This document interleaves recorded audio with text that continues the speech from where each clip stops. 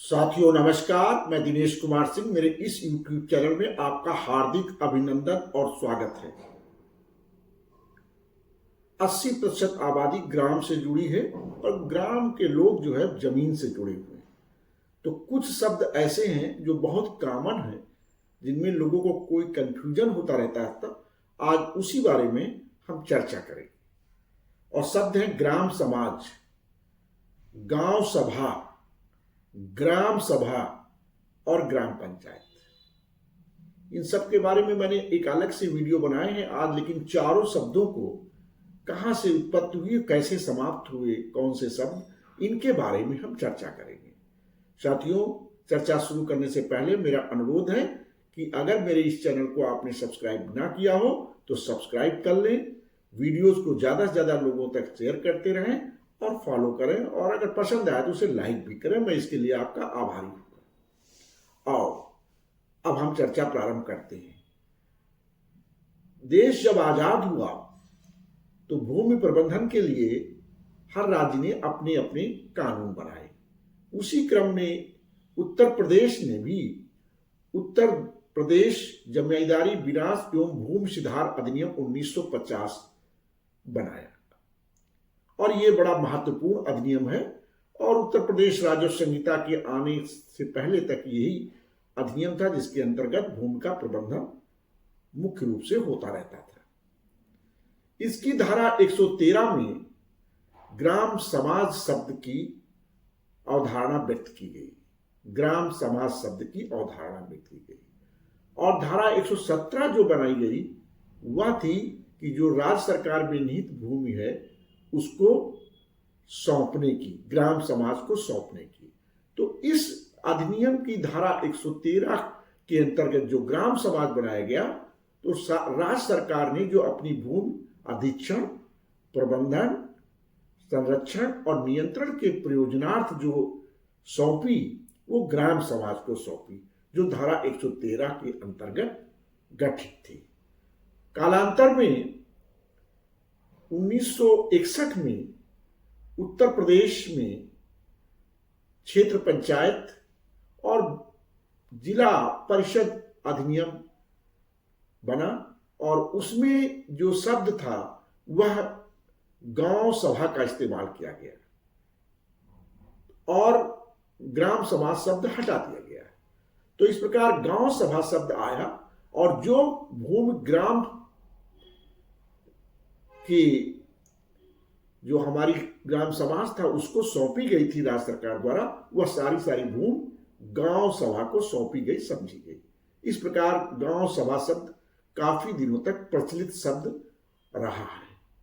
उसके बाद जब हमारी 2012 में उत्तर प्रदेश राजस्व संहिता बनी, तो उसमें गांव समाज, गांव सभा जो शब्द थे उनके स्थान पर ग्राम सभा का इस्तेमाल किया गया।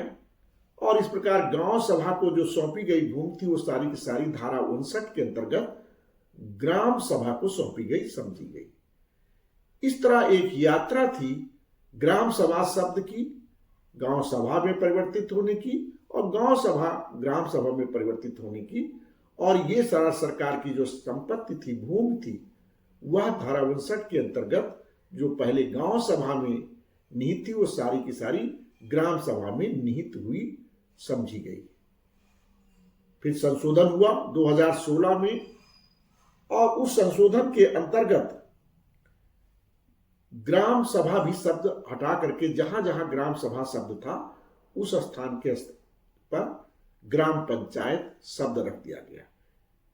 और वह जो भूमि ग्राम सभा को सौंपी गई, समझी गई थी या राज्य सरकार के द्वारा, राज्य सरकार तो खुद जो भूमि है उसका प्रबंधन नियंत्रण तो करती नहीं, वह ग्राम पंचायत को उसने सौंप दिया या स्थानीय प्राधिकरणों को सौंप दिया। तो वह सारी की सारी भूमि जो गांव सभा, ग्राम सभा में नियंत्रण के लिए, संरक्षण के लिए, अधिक्षण के लिए, प्रबंधन के लिए राज्य सरकार ने दी थी, वो सारी की सारी ग्राम पंचायत में निहित हुई, समझी गई। इस प्रकार की यात्रा है जो ग्राम समाज से शुरू होती है, गांव सभा पर आती है, फिर ग्राम सभा पर आती है, और अब जो है जो सारी की सारी भूमि है राज्य सरकार की, जो राज्य सरकार की में निहित भूमि थी, उसको गांव पंचायत या स्थानीय प्रधान, ग्राम पंचायत या स्थानीय प्राधिकरणों में सौंपा गया, समझा गया है। तो ये यात्रा थी, बहुत महत्वपूर्ण थी। इसलिए इन चारों शब्दों के बारे में और इनकी यात्रा के बारे में जानकारी उपलब्ध कराने के उद्देश्य से इस वीडियो को बनाया है। मुझे आशा है कि ये पसंद आएगा। साथियों, यह भी जानना बहुत जरूरी है कि उत्तर प्रदेश पंचायती राज अधिनियम में जो 1994 में संशोधन हुए, उसके अंतर्गत ग्राम सभा के स्थान पर ग्राम पंचायतों को विधिक बॉडी बना दिया गया। ग्राम सभा की जो अब एग्जीक्यूटिव बॉडी है, जो सारा काम करती है, एग्जीक्यूशन का, निर्णय का, वो ग्राम पंचायत को बना दिया गया। तो ग्राम पंचायत अब कॉर्पोरेट बॉडी के रूप में काम करती है। इसी कारण जो भूमि संबंधी भी मामले थे और उसमें जो भूमि सौंपी गई, ग्राम सभा को समझी गई थी, वह भूमि अब ग्राम पंचायत को सौंपी गई समझी जाती, क्योंकि वही उसका देखभाल करती है।